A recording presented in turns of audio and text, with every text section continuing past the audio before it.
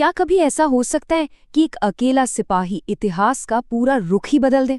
आज हम मंगल पांडे की कहानी में गहरे उतरेंगे और देखेंगे कि कैसे उनके एक साहसी कदम ने भारत के पहले स्वतंत्रता संग्राम की वो चिंगारी भड़काई जिसने सब कुछ बदल दिया।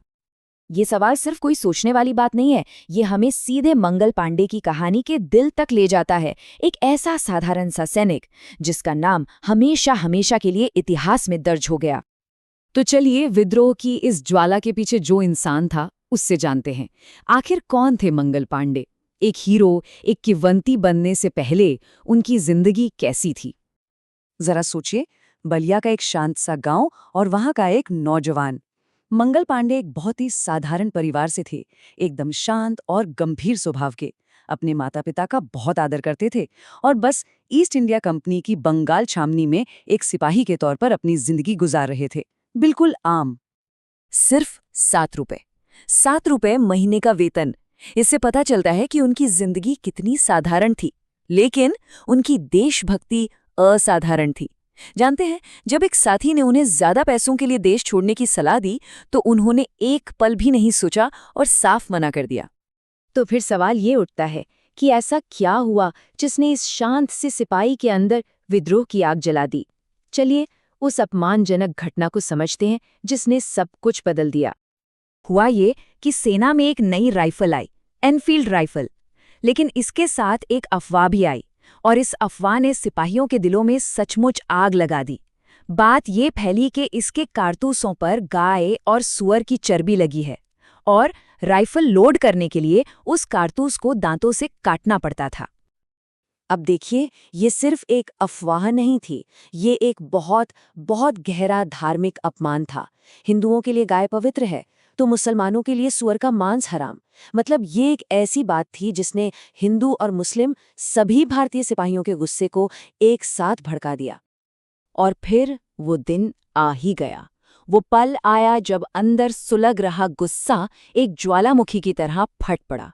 ये एक खुली बगावत की शुरुआत थी। तारीख थी 29 मार्च 1857। परेड का मैदान।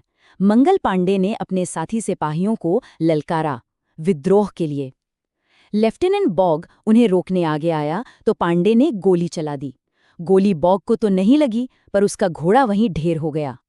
फिर क्या था, पांडे ने अपनी तलवार निकाल ली और अकेले ही बॉग और सार्जेंट ह्यूसन से भिड़ गए और बॉग को घायल भी कर दिया। आखिर में जब जनरल हियर्से ने उन्हें चारों तरफ से घेर लिया तो उन्होंने हार नहीं मानी। उन्होंने अपनी ही बंदूक खुद पर चला दी। वो बुरी तरह घायल हो गए और फिर उन्हें गिरफ्तार कर लिया गया। अंग्रेजों को लगा कि उन्होंने एक विद्रोही को काबू कर लिया, मामला खत्म। लेकिन वो गलत थे।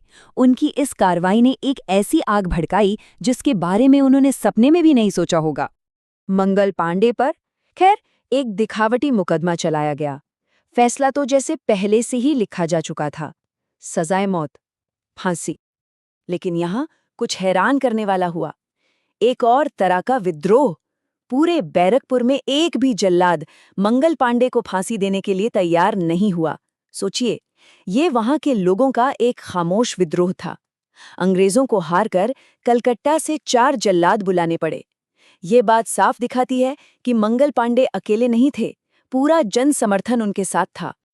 8 अप्रैल 1857, वो दिन जब एक इंसान की जिंदगी तो खत्म हुई, लेकिन एक क्रांति की कहानी शुरू हो गई। मंगल पांडे की शहादत ने उन्हें हमेशा के लिए अमर कर दिया।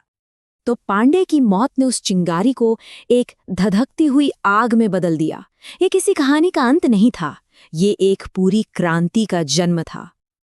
और विडंबना देखिए, जिन अंग्रेजों ने उन्हें फांसी पर लटकाया था, वही अब हर विद्रोही सिपाही को पांडे कहकर बुलाने लगे। मंगल पांडे का नाम अब सिर्फ एक नाम नहीं रहा था, वो विद्रोह का दूसरा नाम, एक प्रतीक बन गया था। और ये कोई भारतीय नहीं कह रहा था, खुद एक ब्रिटिश लेखक मार्टिन ने लिखा कि जब से मंगल पांडे को फांसी दी गई है, तब से पूरे भारत की सैनिक छावनियों में जबरदस्त विद्रोह शुरू हो गया है। मतलब असर साफ दिख रहा था। बैरकपुर में जो एक चिंगारी भड़की थी, उसने पूरे देश में आग लगा दी। मेरठ, दिल्ली, लखनऊ, कानपुर, फैजाबाद, एक के बाद एक हर जगह भारतीय सैनिकों ने बगावत का झंडा बुलंद कर दिया। यही था भारत का पहला स्वतंत्रता संग्राम। और इस महान विद्रोह का नतीजा क्या निकला? नतीजा ये कि भारत में ईस्ट इंडिया कंपनी के लगभग 200 साल के शासन का अंत हो गया। और ये सब एक अकेले सिपाही के साहस से शुरू हुआ था। तो आखिर में सवाल वही है, इतिहास कौन लिखता है? क्या सिर्फ बड़े बड़े नेता और राजा महाराजा, या फिर मंगल पांडे जैसा एक साधारण इंसान जिसका एक साहसी कदम पूरी दुनिया को हिलाकर रख सकता है? ये सवाल आज भी उतना ही मायने रखता है।